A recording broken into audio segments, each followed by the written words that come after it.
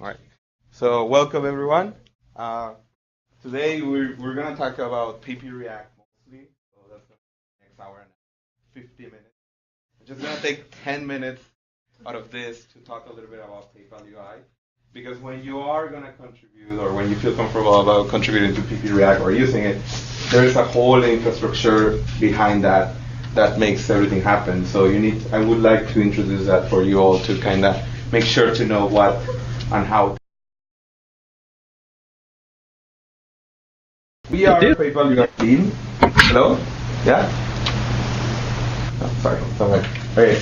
So I'm one engineer on the PayPal UI team. There is Kruti, Brian, me over there, he's a designer. We have Krishna, he's an Android engineer. David is an iOS. So we are in the three technologies world. Our mission is to provide cohesive customer experiences for the end users, but actually the clients of us is you guys, which is you all that create user interfaces. So we want to provide UI components that you can use to create components. That's where we are creating this technology that is a base layer, and then it goes to the UI component layer, and then the apps, right? So if you want to know, by the way, more about the team, how to contact us, where we sit, everything, go /PayPal-UI. That's our website, and that's where also we hold the patterns that we call UI patterns, such things like buttons, etc. So, by the way, can the people on the very back see this diagram? If I do it, like for instance, like this? No? Okay, good. No, I'm just kidding. So I'm gonna have to zoom in a little bit, but there's three main parts. Like I said, there is a kind of like the base layer, the UI libraries layer, and then the apps out of this. So as the first thing we have in our design system, as you might have known by working with designers, is there is a master UI kit sketch file that designers would use in order to create the experiences that you ultimately end up building. So that's the source of truth that we manage, and our design team actually works with all the product team designers to come up with these common elements across the whole system. And that's the standard, right? So in case there's something out of the norm, maybe it should be considered as a new pattern, or maybe it should be standardized. So one thing I would say is that when you see something out of the norm, like a form that behaves weirdly or something, please reach out. Maybe it's not the right choice, or maybe it is, and we should include it into the system. But have the ability to say no to certain designs. That's why we have our team of designers, okay? I want to emphasize that. So we have the UI kit, which is, I'm going to show it in a second. But then the next phase is the novelty of our system, which is just the token system. It's just JSON express data attributes for the whole system that then we transform into technology-oriented solution, like an iOS output, a web output for the web libraries to consume, an Android output for the Android libraries. And what that gives us is the ability to now change a single place and then propagate across the system. So if tomorrow we decide that the buttons that are blue right now become green, we can do it in one place, and it should automatically propagate. Then here in the architecture, you can see it's a React library, and you can see the web library has a direct, relationship with the React library, and that is true. And this is what also Ken is going to cover in more detail. Basically, we have the web library CSS, HTML agnostic for any compatibility with any framework, and then we have PP React, which is consuming this library to build the components. And then, of course, this is the end users of these libraries: any iOS app, either merchant, consumer, any web app, any Android app, okay? So just to give an example of the UI kit, this is what usually we have on the UI kit. At least this is a source of truth. The designers will pick up from the Sketch library, and they will just drop off the components. But you can see it's very comprehensive. This is just 3 examples. The typography, the different things that they can use, and the buttons and all the states. So when they're designing interfaces, they can already give you something like this. And our goal is actually to even give you the library, so you don't even have to do this. You just drop the component, call it a day. That's the main goal, and that's what we're striving and working for. This is a JSON. It's literally just any JSON that you have seen, color black, and then the value, the hexadecimal. And this is a JSON.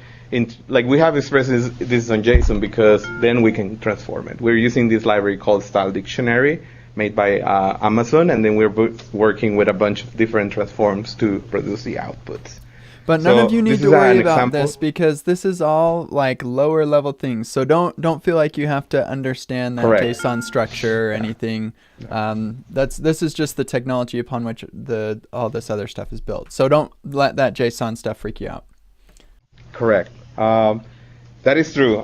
Definitely, we should. This is a lower level, and what I want to also emphasize is this is something you will never probably need to worry about because the layer of integration you need to. But know that behind the scenes there is all of this and the ability what we can do, for the future reference. So outputs for iOS, outputs for Android in XML. You can see it's the same thing. And for the web, so this is the interesting part, or what we're talking in PP React and PPVX. In the VX library or the HTML CSS library, we're writing classes, like normal CSS classes that you can use in any application that is using less or any web application. After this, we have the tokens wired up internally. So everything is using internally the tokens that we already produce, so that way we can change. And then if you want to go, and the next part is the PP React integration. So Ken is going to go over more detail on this, but basically we're importing this button CSS that we have produced on the VX library, which at the same time is being produced with the tokens. So the whole system is wired up, and that enables us to change things automatically on a wider scale. So this is predominantly on the website, web apps integration, what we're talking about. But as Carlos mentioned, there are Android and iOS libraries as well. So the Android and iOS leads are also here. We will be having a different session for all the mobile developers. So we can go through the architecture. We did that once with all the Android leads and iOS leads across, but we'll go into the more detail with all the developers across. But one thing which I want to add before Ken taking over, the reason why we are walking you through the low-level details for all of you guys, it's in the two folds. Number one, you can understand what is the system, how the whole system is built, so that it's good to know. Number two is it's like an open source, which we wanted to go for that. It's like anything. Tomorrow, if you have a pattern, we have a small team of engineers working on it, right? If tomorrow, if you want to have a new pattern which is qualified for PayPal UI pattern, so then you yourself can send a PR to us, and for that matter, you should know all those things, right? Just for the two benefits which we are walking you through. Yeah. So there's that. Now we're gonna hand it over to Ken to talk specifically about PP React. All right, sweet. Let me share my screen and then we'll get this going. Oh, I should probably share my camera too. So yes, I do have the green screen up. I'm actually recording locally, so I'll share this later, and my little head will be right above my editor here. It'll be fun. Okay, so for today, I thought that here. Actually, I'm gonna move you all over to this other screen so I can sort of see you a little bit. Yeah, so I can't really see you super well because the quality of this video is not good. Let me try and bump that up a little bit. Okay, so raise your hand if you've actually used PP React already. Nobody. Well, okay, we got one. That's okay because we literally just released it pretty recently, so I didn't expect that a lot of people have used it. And we actually only support a couple of components right now anyway, so I can see why you might not really care to have it installed. Yeah, so PP React, it is a collection of several React components that are relevant for building PayPal applications. It is built directly on top of PPVX and uses class names. But as far as you're concerned, you just use the components as you would use regular components. So here for the button, for example, you import button from PP React, and then you can render that just like you would expect. And then there are a bunch of options, so we can change the size here. We can make this one small, for example, which I think it's supposed to be small, and it's not supposed to be secondary. Well, there it is.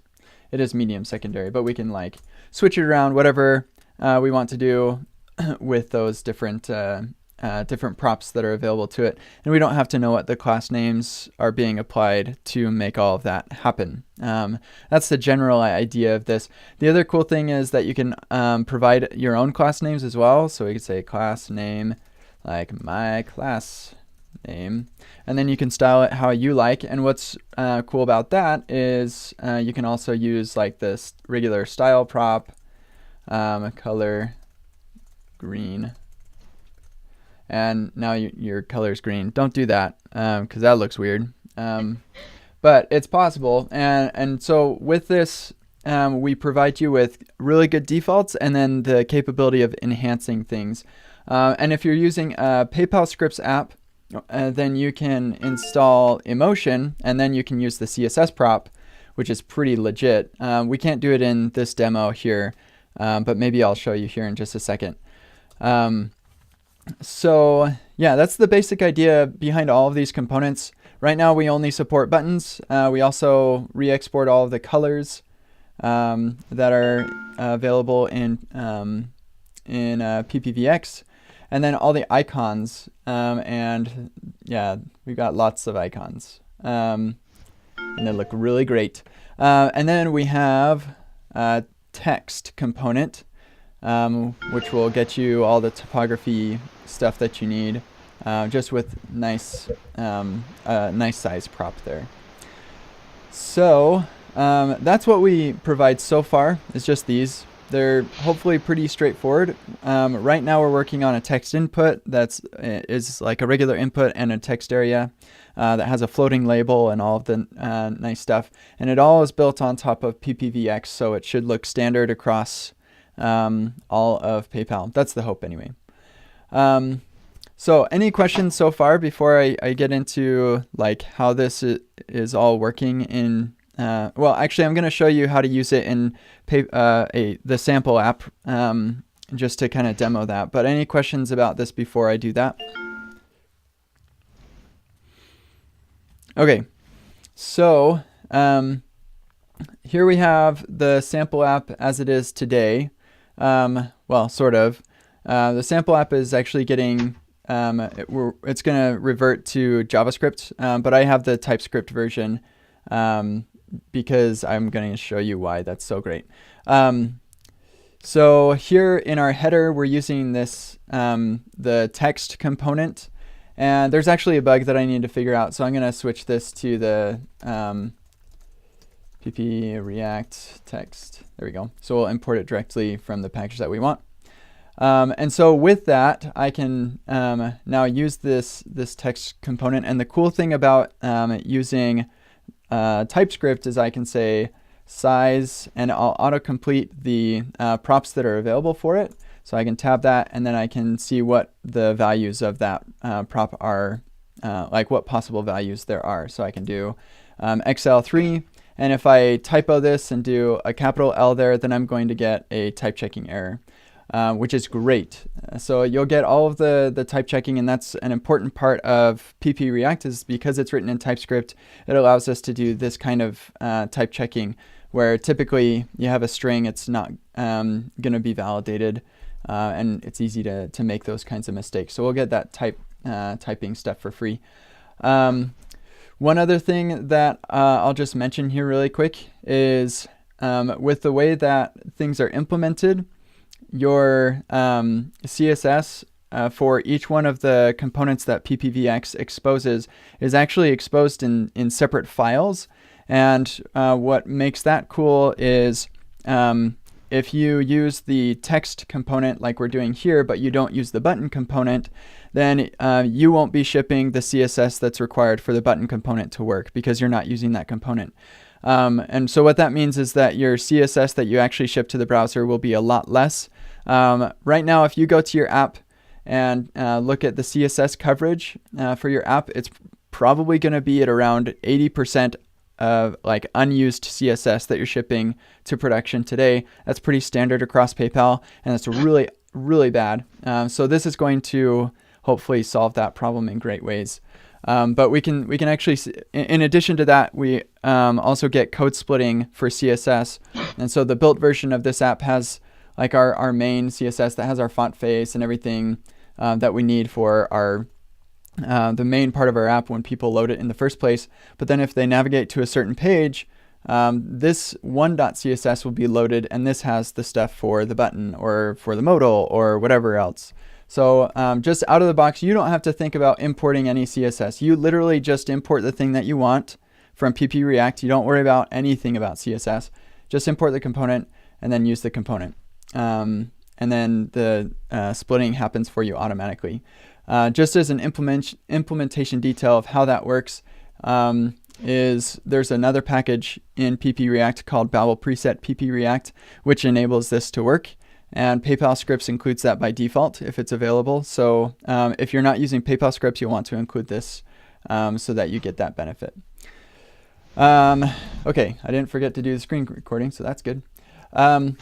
So before I continue on, I showed you the example. That was pretty much it in sample app. It's pretty simple. Like, you import the thing that you want and then you use it according to the way it's documented. So from here on out, I'm not going to show you how to use the thing because the thing is pretty small and it's pretty simple.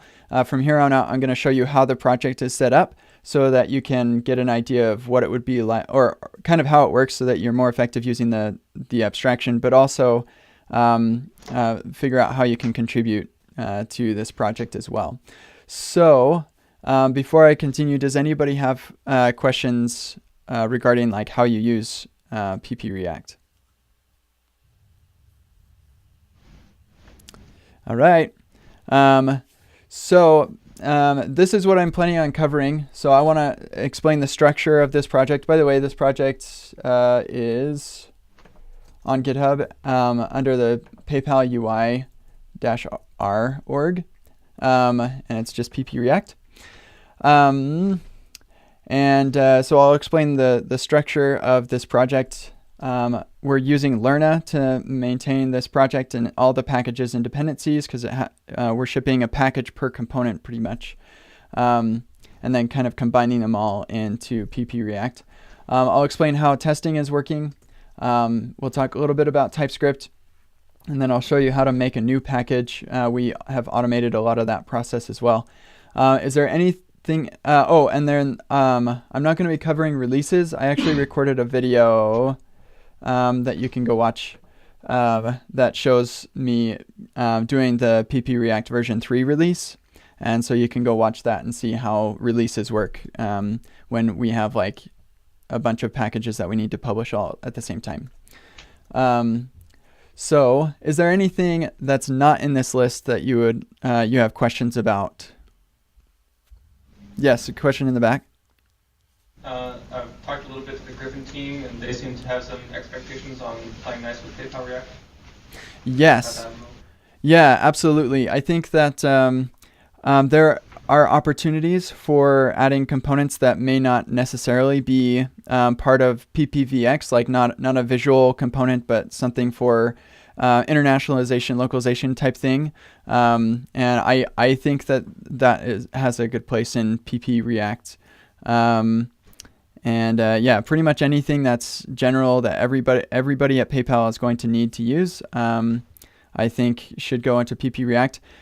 Maybe not right away. Maybe having a place for that's separate. Like right now, the Griffin team has, I think it's like @Griffin/React or something. I can't remember what the package is, but they already do have a package. And maybe that's the best place for it to be. I don't know. That'd be a conversation for another time, I think. But does that I don't know if you were asking a question or just bringing up something. Did I miss what you were saying? Yeah, that's kind of what I was hoping for. Just an idea of how that's supposed to interact. Yeah, definitely. And with the message component that they have, I've actually thought about maybe having it integrate with our text component a little bit, so you don't have to do both. I'm not entirely sure how that's going to work, but it seems like it would make sense to have that message component be just like the text component, except it takes a message ID or something like that.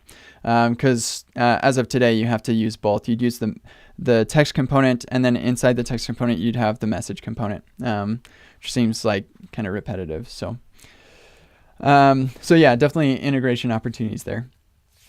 Anything else? We have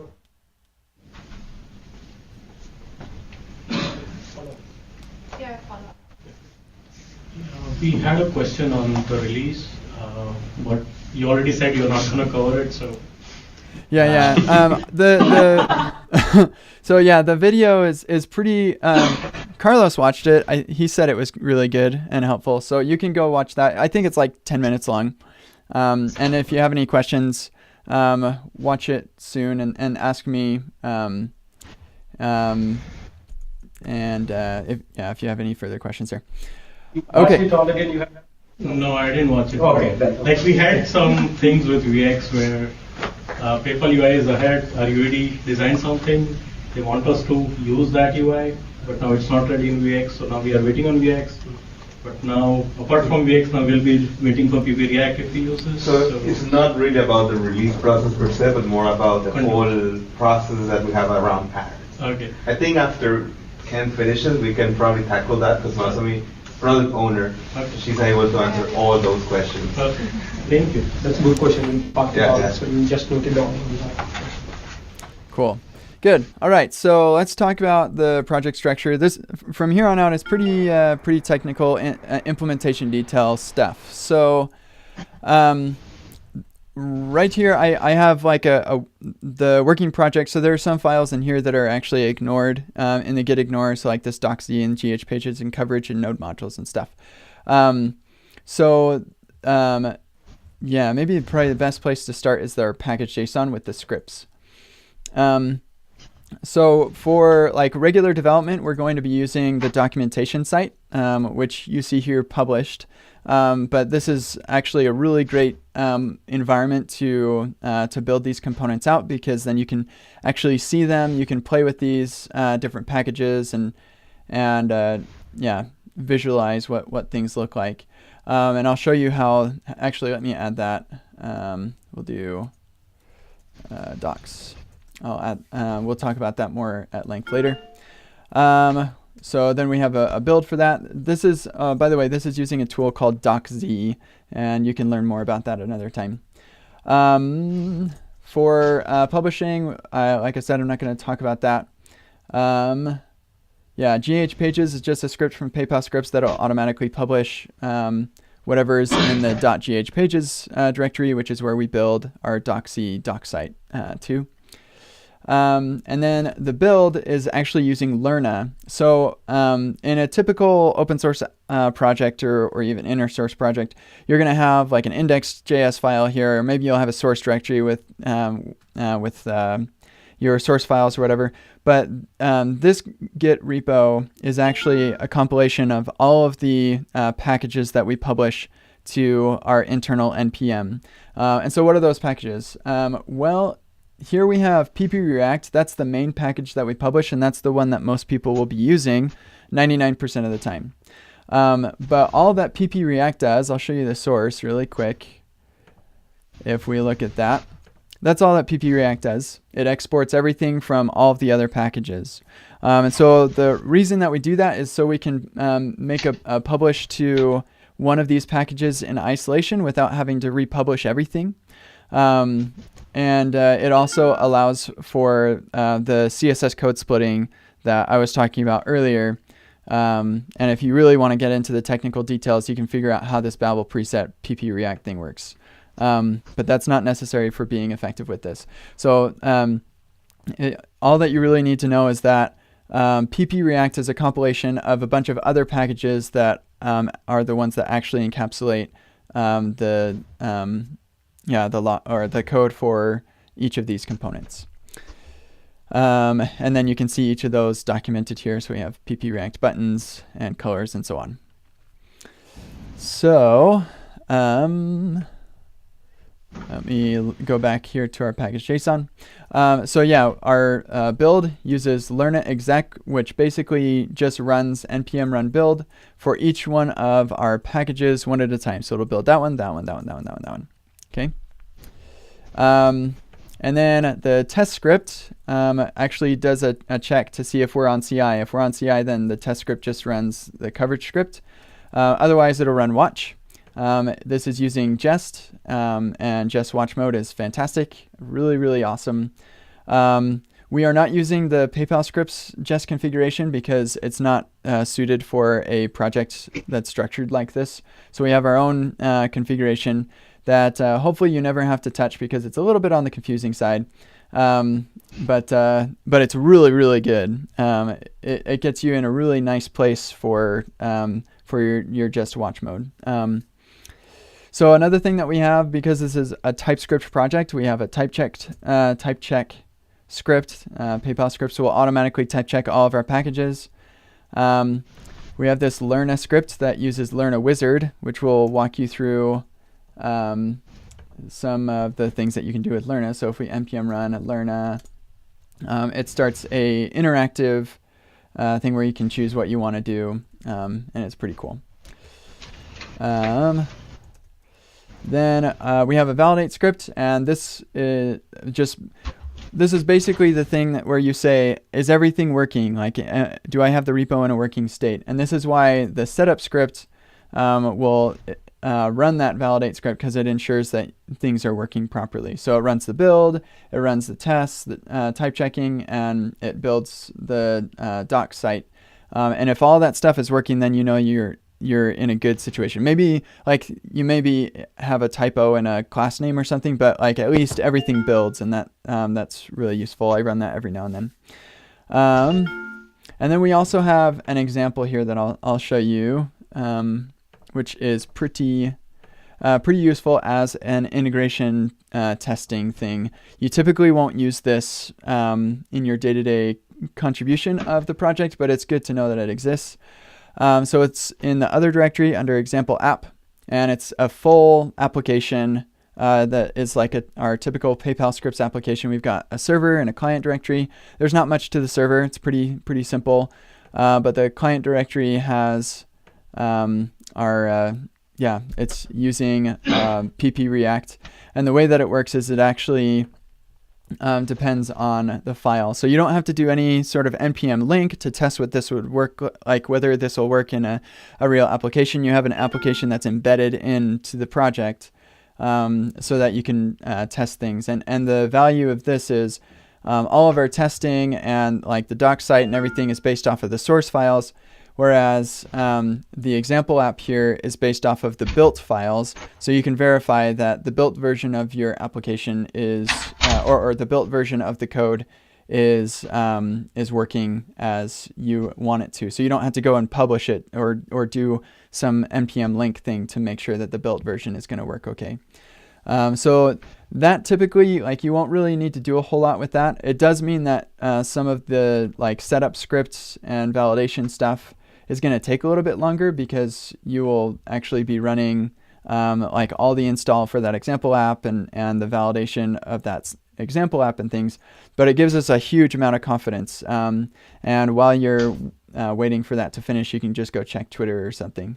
That was a joke. Yeah.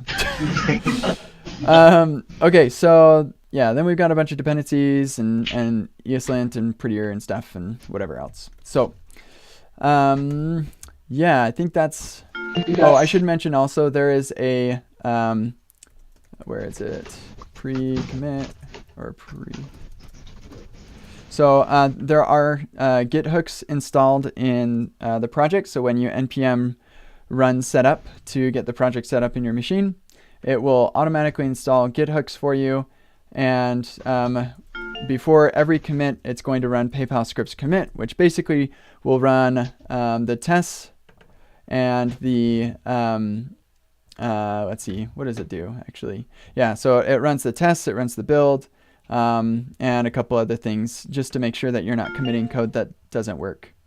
Or at least, hopefully you're not committing code that doesn't work. Okay, so let me just show you a couple other things about the structure. So all of our packages that we publish to npm live in this package directory, including pp React, which is again the one that most everybody's going to use.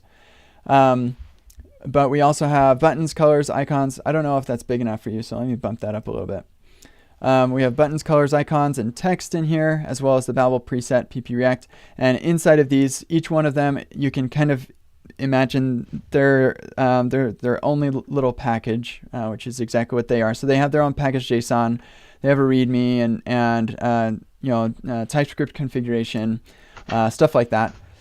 And then they have their actual implementation for each one of these. So, and then the documentation, which we'll look at here in a little bit. So each one of them looks pretty much just like this. The only exception is Babel preset PP React because it's pretty simple. It's just like, pretty small. But yeah, the rest of them are all written in TypeScript and pretty standard. There are a couple of really weird ones, like icons, because we generate those based off of what icons are available in PP tokens. So PP tokens publishes all the SVGs, and then the icons at build time will generate a bunch of components that represent those SVGs. So that one's kind of weird. Hopefully you don't ever have to touch that. I don't think anybody will really ever have to deal with that one. Because anytime there's a new SVG added, we just run the build again and it will be added to the project. And colors is actually pretty much the same. Anytime the PP tokens changes to colors, we just run the build again and the colors are generated. I'll show you an example implementation of what a typical component looks like here in just a little bit, but right now I just wanted to show you the structure. So, and then we also have some global typing. So if you have an NPM module that doesn't have any type definitions, then you can add that to these global typings as well, and then have access to those in any of the packages. And I'll talk about tests a little bit later. So does anybody have questions about the project structure? Yes. Is there any way to pass the locale or country or language in any of these components, or that's up to the client to do that? Yeah, so there's no way to do that. There's not really a use case for it today, because the client is going to be the one to render out the text. Like none of these components actually render any text at all. So there wouldn't be any reason to know what the translations would be. I can see actually the real use case for that would be like left to right, a right to left conversion thing. And PayPal, or that would be the responsibility of PPVX to have some special, some special build for when the HTML lang or direction, the dir attribute is left to right or something, or right to left. So that would be a PPVX responsibility. PP React shouldn't have to know or care. Okay. Yep. Good question.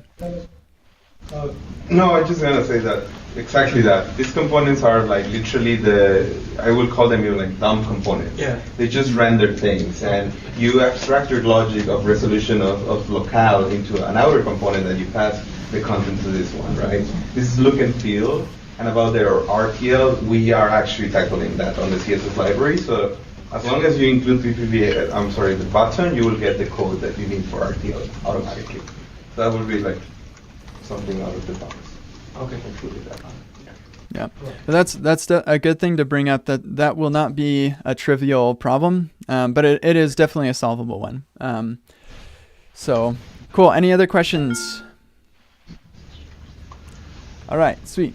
So next, I'll just really briefly talk about Lerna. I kind of talked about it already, but Lerna is a great project, open source project that we're using to manage all of these packages. It's configured in this Lerna JSON where we just say, hey, all the packages are in this packages directory. They're versioned independently, so they typically will have the same major version, but we can publish them as separate versions. This hoist thing is actually kind of interesting, so listen up to this. Each of these packages has its own package JSON, and these package JSONs will specify peer dependencies and dev dependencies and regular dependencies. But lots of these dependencies across all these packages are the same. And so it would be kind of wasteful to install those same dependencies, like for each one of these packages to have its own node modules directory. And so what actually happens with Lerna is because we have it configured to hoist, it's going to take all of the dependencies from all the packages and actually install them in the root level node modules directory. So all of the packages really won't have a node modules directory. They'll all their dependencies will just go up to this node modules. So you'll just be like, this node modules directory is crazy. It's so big, but then you're not duplicating node modules across all these packages. So that one's kind of an interesting one. You might run across some problems every now and then, and with where packages are going. And maybe here, I'll add a reminder, adding a new dep. There's a special way that you can add a new dependency to a particular project that will make you run into fewer problems with this in particular. Okay, so Lerna has a couple commands. We're only customizing the publish one because the way that we automate the process of releases, and you can watch the video about how that works at another time. And then Lerna determines which packages need to be released when you run publish based off of what files have changed since the last time you published. So it uses Git to determine that. And these are this is where we're configuring and saying, if these files change, then I don't care. Ignore those. Don't release a package just because I changed a test. And so we're just ignoring some of these packages that aren't relevant. So that's Lerna. Does anybody have questions about Lerna? Okay. Most of what you'll need to know. Oh, yes, question. I can sort of see you. Yeah. So the question is, like, did you consider any other module or any other open source before deciding on Lerna? Yeah, so as far as I know, Lerna is the only thing that can really do this. I know that Yarn has this workspaces thing, but it doesn't quite do all the things that Lerna can do with publishing all these packages together and things. So as far as I know, Lerna is the only game in town for something like this. I might be wrong, but yeah.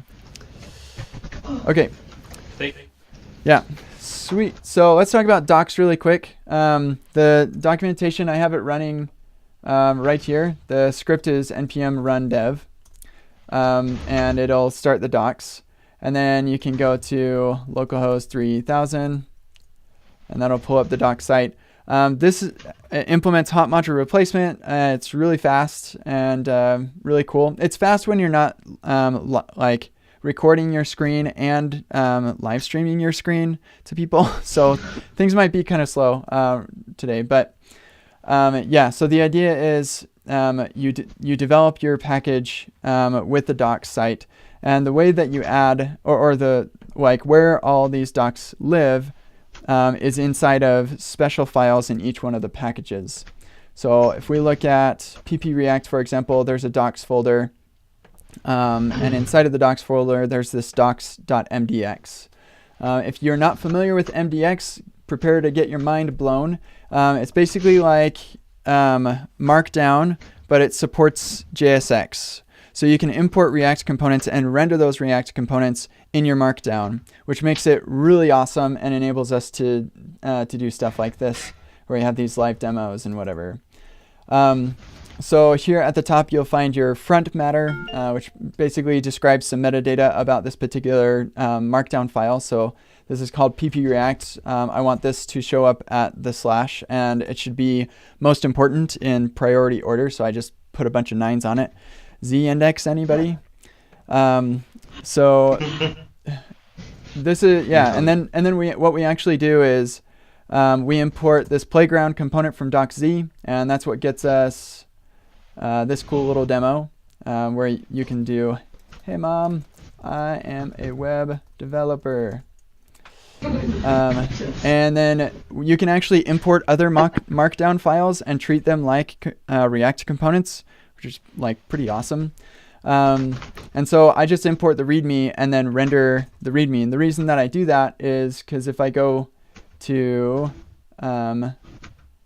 the source, and let's say I'm like browsing around on the website or on the GitHub repo, and I come across PP React, then I can see the README right here, and I see all of that information. But that's like useful information I don't want to duplicate on the docs site. So we just import this and render it for the docs as well. And we do that for all of our packages. So you can render the markdown file, and then for each of these, we're going to import stuff from source, and then render those in the playground and wherever else you want to do that. So that's how docs work. The interesting thing is you can actually put this docs.mdx file anywhere in the package. It doesn't have to be in docs. I had it in source before. It could be anywhere, and docsy will just pick it up, slurp it up for the website. I'll show you the text example here as well because it's slightly different. So this one configures the menu option, and that's how we determine that it's in the packages. And so here we are on text, and yeah, so it's in the packages submenu. We can still configure the route. I just /text seems to make sense to me. And then we're importing the README. We import the playground, and then I also sometimes will have a special React component that I'll put in a docs.tsx file. And here that's just the docs text grid. That is a CSS grid thing to make it so we can do useful things. Actually, I don't think we're even using that usefulness right here, but we do it in the buttons. Yeah, so if you need to do something that's a little bit more fancy than your Markdown can allow, then you just make a JavaScript file or a TypeScript file in this case, and then render that. That's the cool thing about this system, is that it lets you do stuff like that. So I think that's pretty much all I want to share about docs. Does anybody have questions about the documentation or anything else? Okay, cool. So let's talk about testing. So testing is actually kind of unique because, well, actually, no, before I get into testing, I'll just show you an example of like the source of a real component. You're probably all waiting for that. So this is the TypeScript version of this. And all that these components are going to do is at the top, they'll just import the CSS that they need from ppvx. And then, of course, we're going to be using React. And then we're using a library called CLSX. That's basically just like the class names module on NPM, except it's way smaller and a lot faster. So that's why we're going with that. And it's actually, it also is type safe. It has TypeScript definitions too, which is nice. So then we have our props. This is just a regular TypeScript type. So the size is optional, and if it's provided, it needs to be one of these values. And then there's a regular prop that's a Boolean, a medium prop that's a Boolean, and that changes like the font face, I think, or something. Or no, it changes the font face and weight. And then you can provide a class name if you want to, and then children. And then here is our component. It's actually pretty simple. We accept those values. We do defaults where necessary. And then we return a span in this case, or a button in the button case, and we just apply the class name. So the class name is going to be assigned to CLSX, which will create combine all the class names together. And here, this is just a regular string. Here's another regular string that's generated based on the size. And then we'll apply these classes if the value of that key is true. So if you say you want regular, then you get regular. If you want medium, you get medium. So CLSX actually makes it really easy to compose these classes together so that you can get the thing styled that you need to, which is pretty neat. So any questions about what a component typically looks like in PP React? I had a question about the classes. Sure. Can you hear me? Yep. Are the styles scoped? Like, are these CSS classes scoped from CLSX or no? Good question. No, they're not. So that's kind of one of the trade-offs that we're making. I know that the next question people are going to ask is, well, what about CSS modules? Why don't you do that? The reason that we don't do that is for interop. It makes it easier to to go from a regular application that just uses PPVX into a React application that uses PP React, because it's all using the same CSS. If we're trying to do scope CSS, then we're going to have class names and things that clash or don't interop together well. Scott, I can tell that you're thinking really hard about something. If you want to talk about the technical decisions around whether we should do it this way or another way, let's talk about that another time. But this is the way that it is today. That all right? Okay. Cool. Any other questions? Okay. Cool. So let's talk about TypeScript a little bit. So there's not a whole lot to say. Luckily, PayPal scripts makes a lot of this pretty easy, but each one of these packages is going to look pretty similar as far as the package.json is concerned. They'll have the same scripts. We've got a build script, a type check script that'll just type check this module. So if you want to scope it down to just the one module for type checking, and testing is the same. You have a test script for the whole project that'll run all the tests, but if you just want to scope it down to this one, you can run the test script in this package. The build script though, each one of these is going to be using PayPal scripts to do its thing. Here we run the build, we bundle it, so it's using rollup to bundle it all together into two formats, ESM and CJS, so ES modules and common JS modules. And then as part of that, PayPal scripts will detect that we have our tsconfig.json in here, and it will automatically generate the type definitions for us as well. So if we look at the dist directory, we see our pp react and then text.cjs and text.esm. And then we have our index.d.ts. That's our type definition files. And then because that's generated in our package.json, we can go in here and say that our types point to dist index.d.ts. So that is pretty much how TypeScript works, and that's what makes it so we can do some cool stuff with our size here, where it'll tell us what options are available for that prop. So TypeScript is great, and even though it's no longer going to be the default for the sample app, you should still use it. Okay, cool. Anybody have any questions about that? Okay, one other thing I should mention. I'm not going to lie to you. TypeScript. Okay, so the TypeScript folks really like to talk about how, oh no, TypeScript is just like JavaScript, just with types. It's like so easy, whatever. TypeScript is not easy. It is like, if you follow me on Twitter, the last month and a half, you've seen me having a lot of trouble with TypeScript. It's for this project. And so I'm not going to lie to you and say TypeScript is easy, but it is very, very worth it. And I think that we should invest in it. I showed you this component because it's actually really simple, and you're like, oh yeah, I could do TypeScript. That's like pretty easy. But then I'm going to show you this buttons one, and you're going to be like, what the heck? Yeah, we've got this common props thing, and then we're merging those, and then we've got this JS intersect or intrinsic elements with this JSX element constructor and class name. What? I don't know. And then whoa, then we got overloading. So like some of this stuff can get to be a little bit complex. But the nice thing is that what this allows is, well, I'm not going to, yeah, I'll just explain really quick. What this allows is the button component, by default, it's going to render a button, but you can also, like, maybe you want to render a React router link component or something. You just want it to look like a button. You can specify an as prop on the button, and then you can provide that component that you want it to render instead of the button.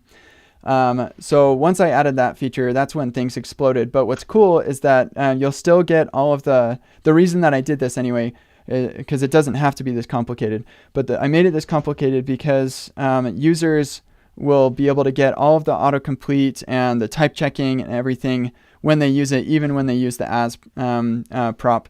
And so it makes it totally worth it to make our implementation a little bit more complex so that people who are using it still get the type checking. So definitely worth it.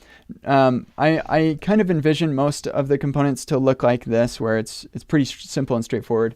But some of them might be a little bit more complex. And contributing to this project, you will be sort of learning a different language if you're not familiar with Typescript, which is a good thing because learning is good. And it also makes it so we don't have to write as many tests, and we can still feel confident that things are working. So that's a real big benefit. Any questions about the TypeScript stuff? Alrighty. Cool. So let's talk about testing. So each one of these projects does have some tests, and the tests are there to just verify some of this logic. And so in that vein, like, we're not going to verify that, we want to verify that it's applying the right class names. That's all that this project is really doing, is it's saying, based on these props, I should apply these class names. So that's what pretty much all the tests are really concerned about, is verifying that the right class names are being applied. So our button, for example, has this get class name, which will take a React element and then get its class name. And so with that, we just test the button class name. So we can say, hey, here's a normal button, doesn't have any props at all, and I want to see what props it does have, and so or what class names that it gets. And so it just gets VX button when you don't have anything. And then here, if you have your own, then it should have your own plus the VX button. And then if you specify that size is small, then it should have that, and so on and so forth. I'm envisioning that most of the packages or the components that we create here are going to have tests that look very much like this. Some of our packages are going to have some logic in them that is involved with, like, the user interaction. Like, once we add a date picker or something like that, then tests will get a little bit more interesting. But for many of our components, it's just going to be, I render this with these props, what are the class names? And so we've got a nice utility, this get class name thing, that we could probably share across all of the other components. But yeah, testing something like this is typically pretty simple, because they're pretty dumb components, as Carlos so correctly put it. So does anyone have questions? Or actually, let me just show you really quick what running the tests is like, because that's probably relevant. I mentioned that the jest configuration is pretty unique. So it's unique and a little bit complicated because it enables really nice workflow in our tests. So I'm going to run npm run test, and because we're not on CI, it's going to run jest watch. And because I'm recording my screen and live streaming to you, it's going to take a second. But here it says, hey, I didn't find any files changed since the last git commit. You can run all the tests, or just start making changes and I'll start running your tests. So here, if I make a change to our button component and I'll just remove that I there and hit save, it's automatically going to detect which tests need to rerun based off of those files that were changed. It's going to take forever because my computer's freaking out over here. So eventually it's going to say run those tests, and some of them will fail, and you can figure out, like, update the snapshots or whatever it is that you need to do. So that's really nice. I'll hit W here really quick and I'll just show you these things. I'm not going to demo them all. So you can run all the tests. You can run only the failed tests, which is like a really awesome feature. You just keep on running and making changes until it doesn't run any more tests. You can update snapshots. It's really important to know how to quit. I learned that from Vim. First lesson, learn how to quit. You just press Q to quit.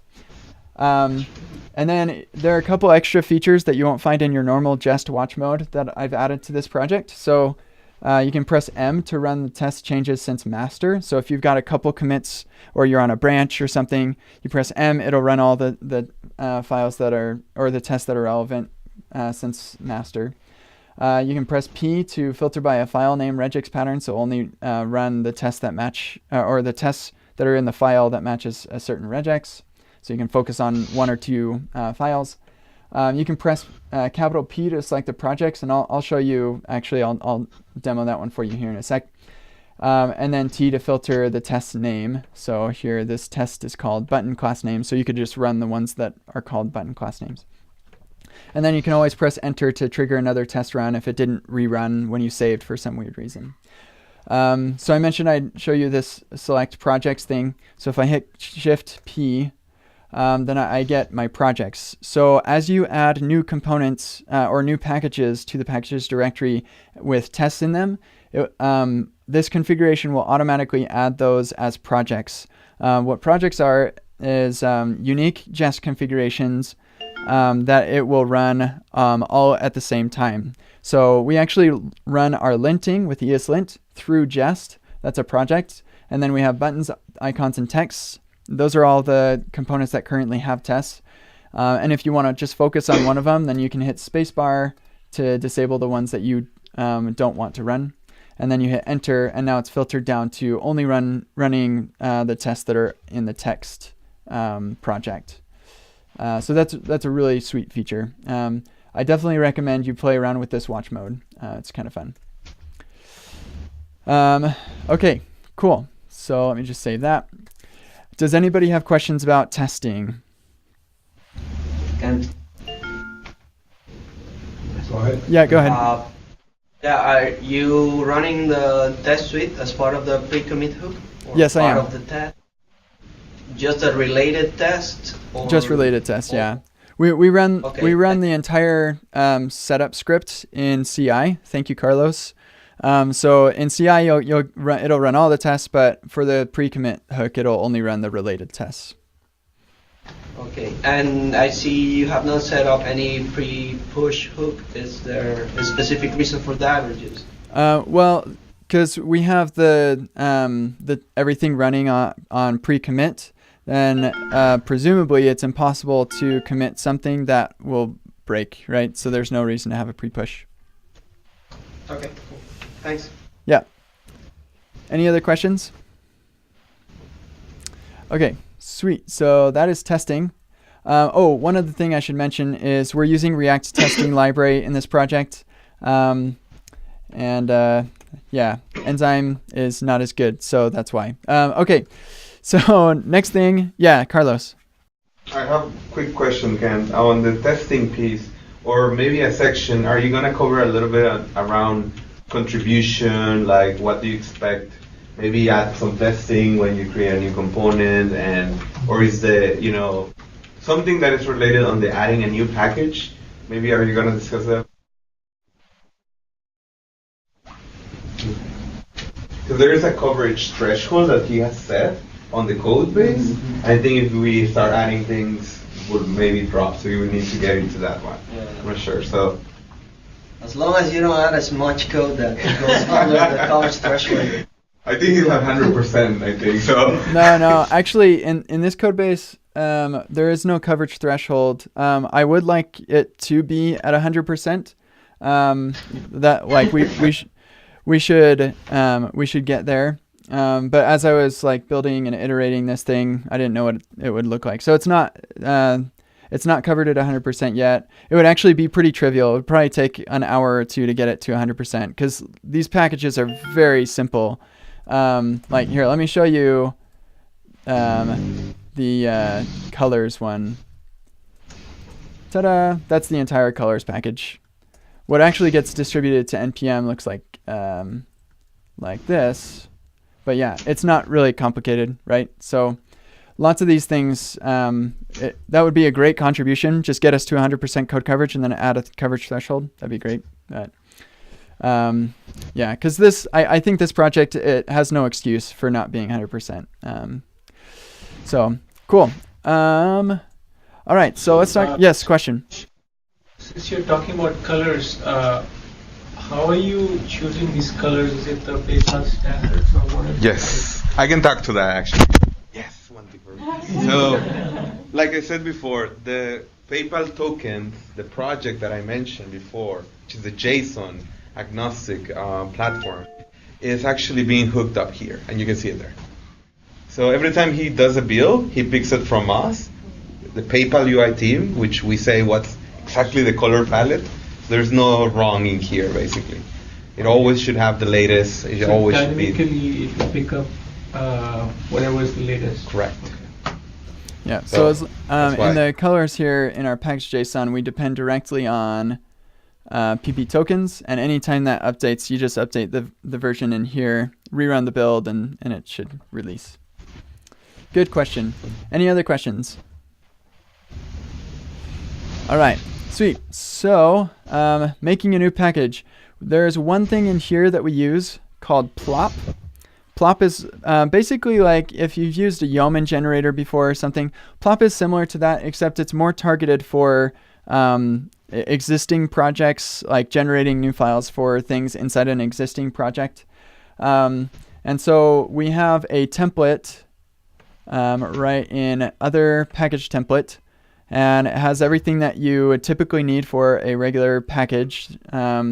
And then when you want to create a new package, rather than like copy pasting this template and making manual changes, you can actually run npx plop, and our plop is configured in the plop file, here, where it asks for these prompts, and then it will copy over those files from the template. So here we can say our package name is Bob, and the description is, "Hi, I am Bob," and then you put your username and email, or the author field. So I'll put Kent C. Dodds, kdodds@paypal.com, and then it's going to generate that package for me. And what's cool about this is now I'm going to run npm run test, and once we get into our watch mode, it's actually going to run that Bob test suite that we just added, which is pretty cool. And so Bob has now been added as a one of the projects that you can select from in here, which is pretty sweet. So let's take a look at the files that were generated. If we go into the packages directory, we'll look at the Bob directory, and inside of the package.json, we get our package called @ppreact/Bob. And our main is updated, our module is updated. We're missing the types, so that's a problem, but we'll add the types field there. This pp source, you don't need to worry about that. Just leave it where it is. If you're curious, you can go look at the weird stuff we're doing in this docz rc thing, as well as our jest configuration, but hopefully you never have to worry about that. Let's see, and then we have our files configured here. We've got our scripts, and our peer dependencies are defaulted. So if this package for some reason isn't dependent on ppvx, then you can remove that, or whatever else you want to update all these dependencies. And then you've got your source. It is pretty empty because I don't know what you want to do. And then your documentation is all initialized for you, so you can get started on that. Your README is initialized. With these really awesome badges, by the way. And actually, let's see, if I still have this thing running, it should pick up Bob here in just a sec. If you look at our packages. No, it's not in there. You might have to restart your docs server. And oh, by the way, the changelog, each package has its own changelog, which is actually generated automatically when we release. So you don't need to do anything with the changelog. And then the tsconfig and the tsconfig build actually don't need this anymore, which is nice. So most of them should look like that in the future. And I think that's it. Yeah. So it generates everything for you. So you run that npx plop, you name it, you give it a description. That description will wind up right here in the description field, as well as in your README. So you'll want to make it a useful description. And then you just start plucking away. You can start running the tests and then start plucking away at your component and your tests, and it'll be great. If If you don't want tests, then you can delete that and it will be removed from the Jest configuration. But don't do that. Leave the tests there and write them. That'd be good. And yeah, I think that's pretty much it for making a new package. As far as I'll talk about expecting contributions separately. Anybody have questions about making a new package? That I'll add also that to actually get your package released, you'll want to make the new package and make a pull request, and then that pull request will be merged, and then PayPal UI team will release that for you. So you typically will not be releasing your own packages, which is part of the reason why I'm not covering releases here, because only a few people really need to know how to do that. But yeah, for the sake of those who are doing the releases, you actually don't need to do anything special. You run the release and magic ensues. One thing that I probably should mention is if you do intend this to be included in PP React, which almost all of our packages will be, then you'll want to go into PP React. In the package JSON, you'll add it to the dependencies, and then you'll go into the index TSX and add a line for that. So it's just two little things you have to do in PP React. And I would recommend doing that in the same pull request that you create the package. And then when it's released, PP React will get updated along with your package getting released initially, and then you'll be all set. So that is that. Does anybody have questions about that? All right, sweet. So let me just cover adding a new dependency really quick, and then we can go to actually, sorry. So Bob, actually, when you create a new package, you luck out because all of these dependencies have already been installed and hoisted up to the top of the node modules from Lerna. But if you want to add a new package, and as you're making changes and things, you're going to want to interact with Lerna a little bit. So let's say that I wanted to add, React Router to this package as a dependency. So to do that, I'm going to say Lerna add React Router packages/Bob. That's the script you'll need to run to do that. If you want it to be a dev dependency, then you say --dev, and you run it that way. And what this is going to do is it'll update our dependencies right here in here. But then because we're hoisting, it's going to actually temporarily update our package.json, our root package.json, to include all the dependencies from all the packages. It'll run npm install, and then when that's finished, it'll restore the root package.json to what it actually should be. So that's a little trickery that Lerna is doing to make things work. But it's not super crucial that you do things this way. You can go ahead and install things the way that you normally want to. And then I'll show you how you can make Lerna just fix everything for you after you've edited the package.json or manually or whatever.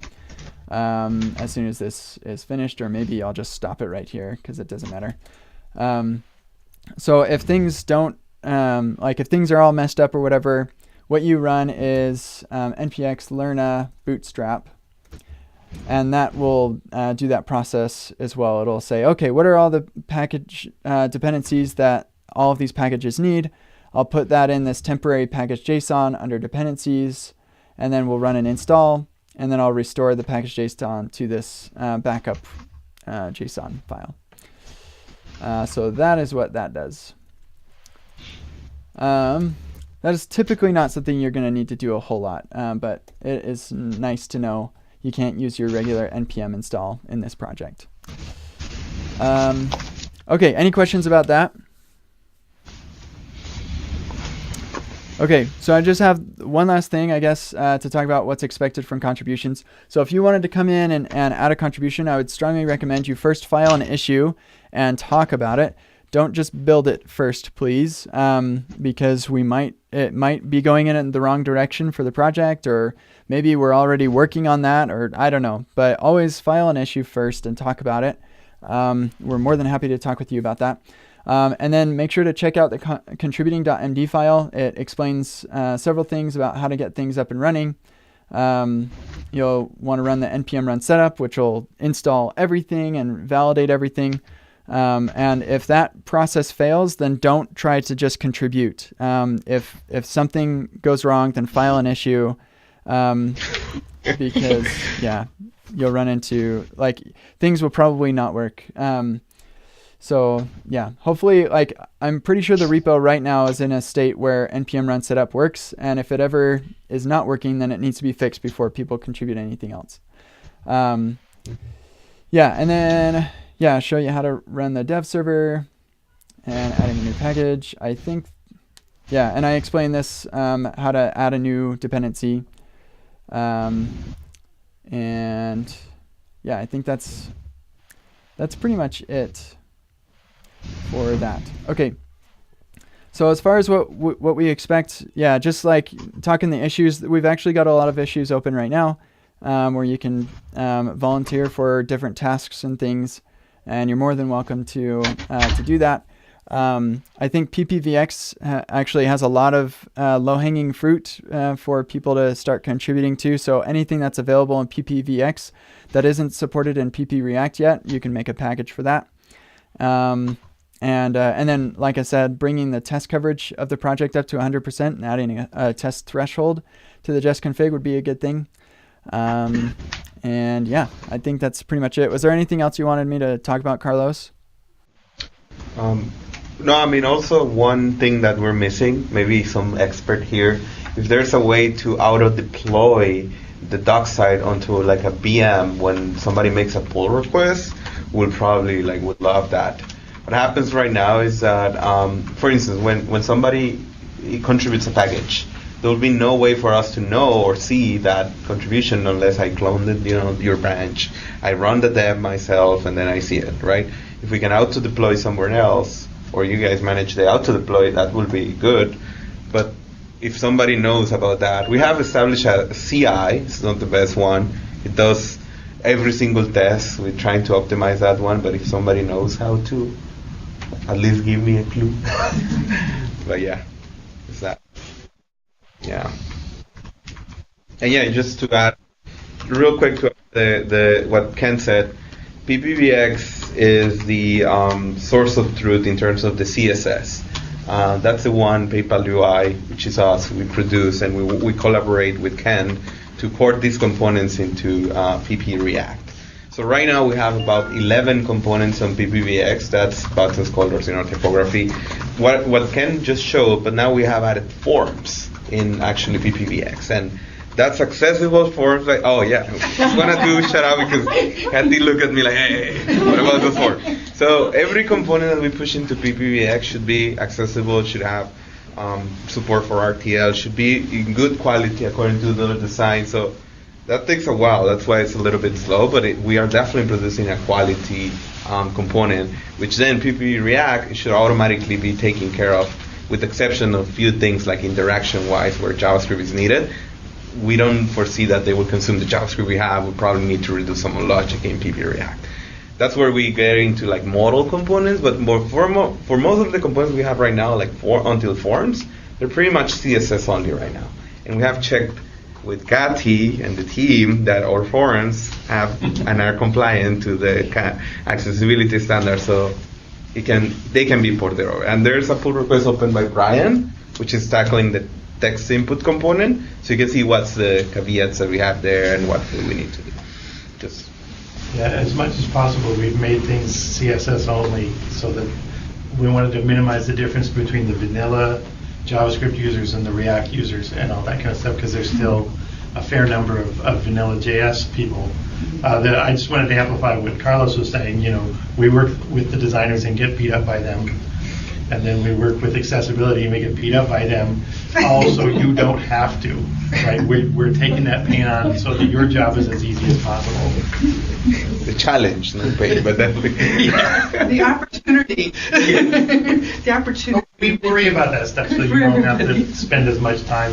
You can worry about making your pages work and be all nice and everything, and not worry about the minutia of the border color, on a dark background on a cold, stormy night. That's Yeah, actually, with that said, it is still very important that you consider accessibility when building this stuff, because lots of these components are they may be giving us the CSS, so we'll probably not have like color contrast issues, hopefully, but we can definitely have some accessibility issues if we're not careful. So, for example, if you had a input right here, that input is not accessible. Even saying placeholder equals hi, that's not going to be accessible either. It needs to have a label, right? So you want to keep track of this kind of thing to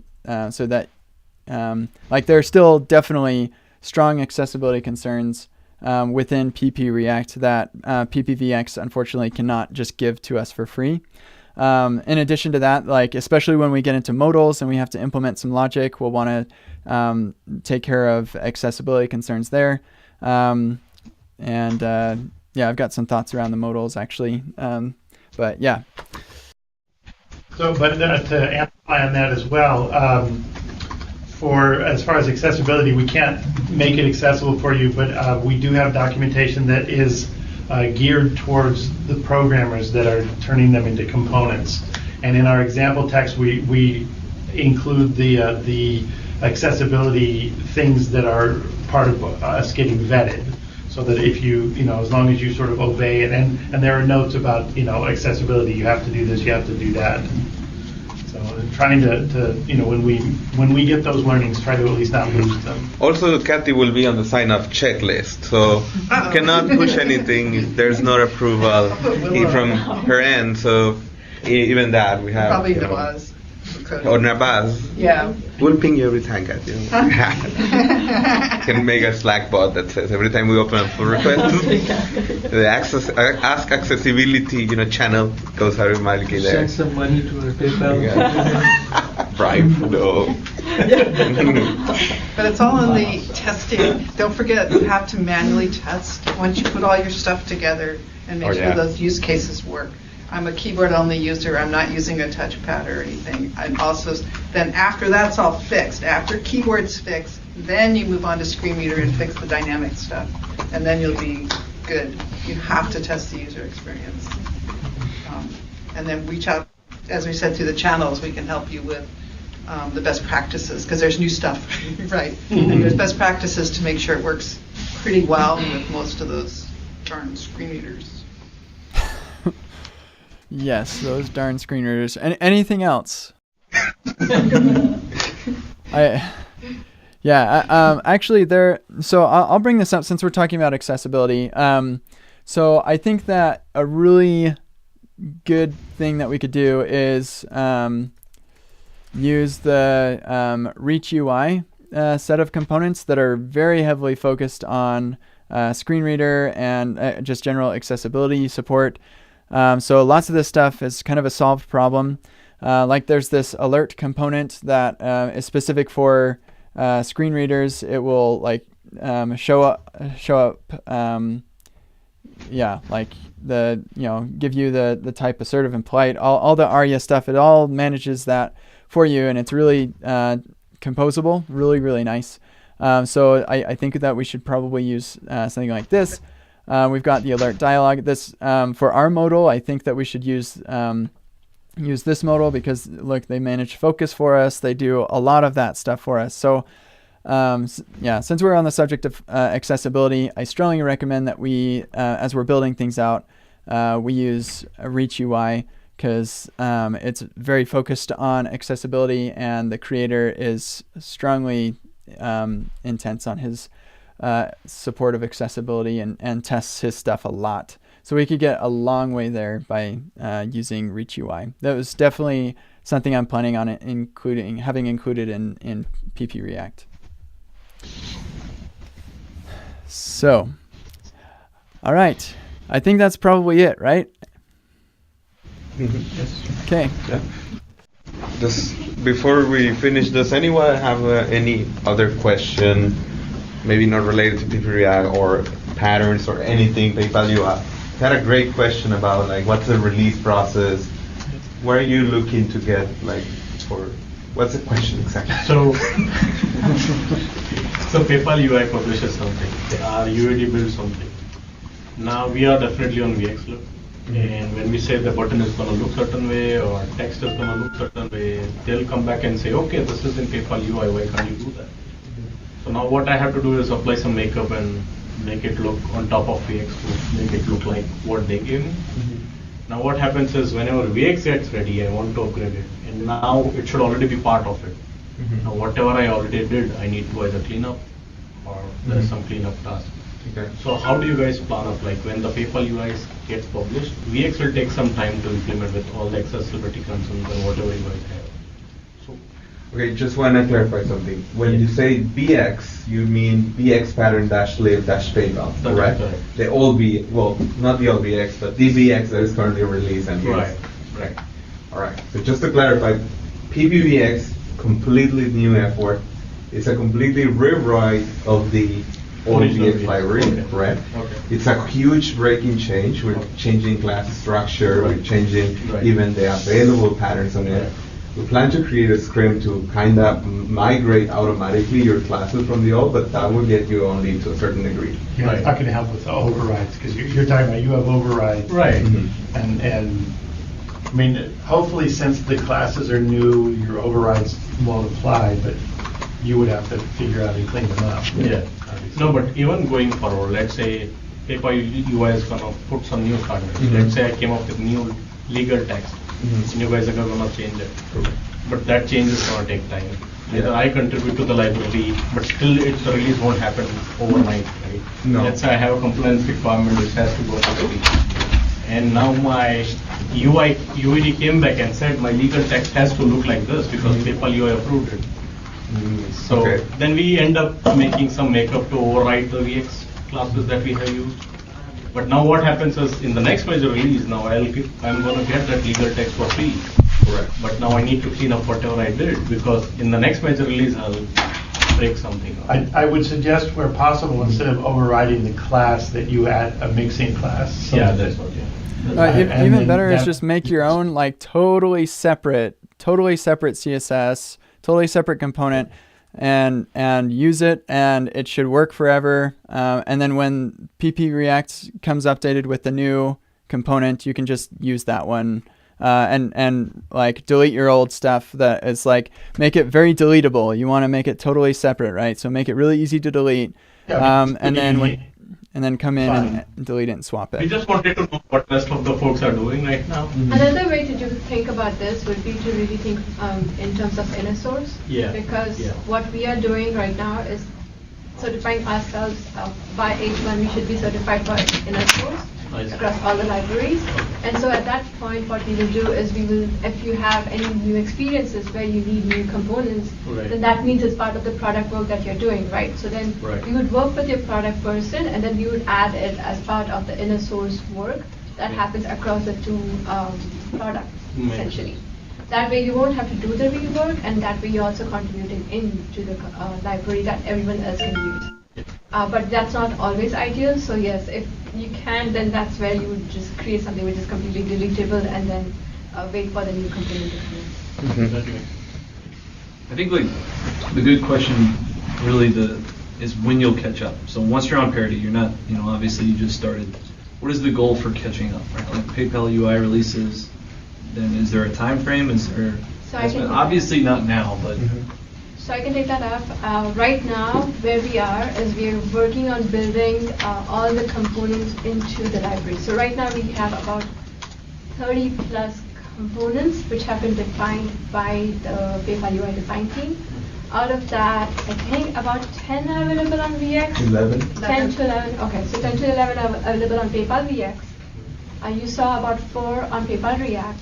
And then out of the 10 to 11 that are available in VX, majority of them are forms and like the modals, and that would be the next one in. So all of that would, if anyone wants to help out, that would be like a very quick help to add that to the PayPal React library as well.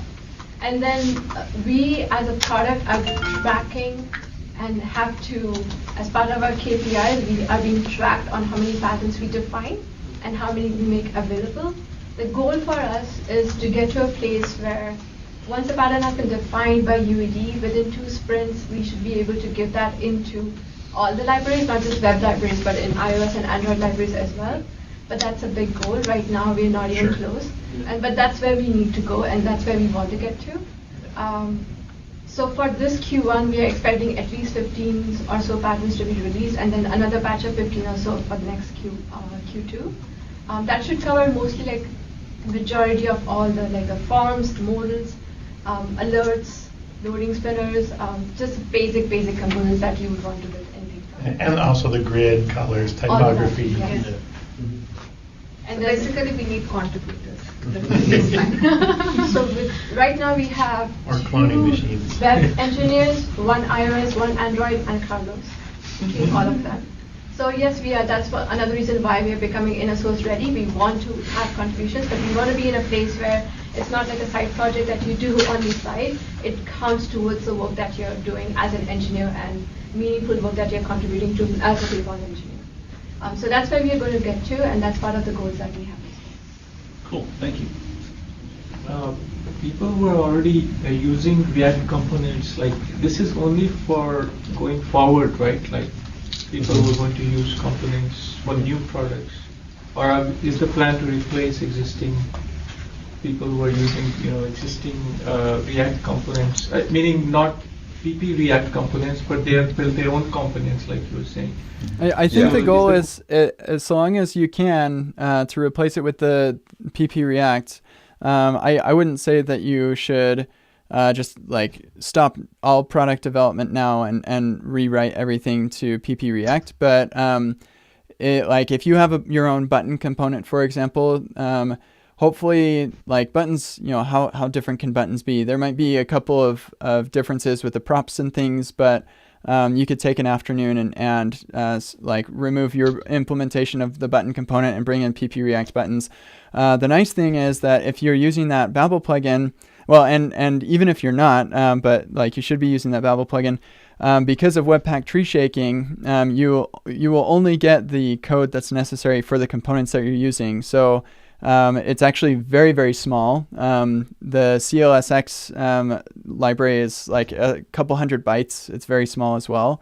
And so there aren't a whole lot of dependencies there. And so you can bring things in without hurting your bundle size very much. And so you can have PP React working alongside Kepler or whatever else you're using, and migrate over time. That's, I think, the goal, is to migrate over time. I think that sounds about right. One sort of advantage to doing that, buttons probably aren't going to change a lot, but the things do change, and the site-wide designs, they have ideas. One of them that occurred to me just now was they were talking about having the mobile text inputs not be in a box, but just with an underline. And then they were talking about doing that for, I'm just saying if they make that change and you have your own text component, you're not going to get that change. So is there any plan for versioning as well, or is it just going to be just one version? No, there is some version. Each package is versioned independently, I think. Yeah, the packages are versioned independently. PP React is the one that people are going to actually install. And that one is following Semver. I should probably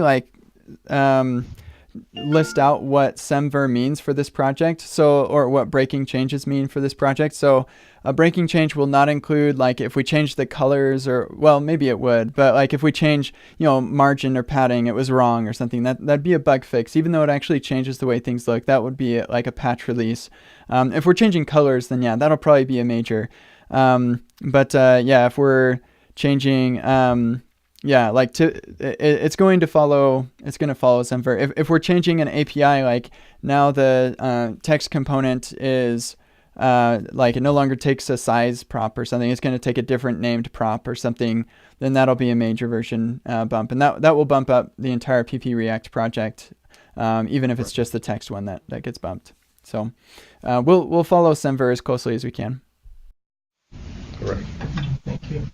And also interrupt between other libraries, and if you have your own component library, I think the beauty of this is that you can include only the components you kind of want to migrate, like button or text, for instance. Start using those, start migrating slowly. And also, one of our tasks is, and we're working with Amal, the author of Kepler, is that at some point we also want to work together to kind of phase out Kepler. I know it's controversial words, right? But he's not here to defend himself, right? So I can say he's very supportive of PP React. He's excited about this effort. Not at all. No hard feelings at all. He's been super supportive this whole time.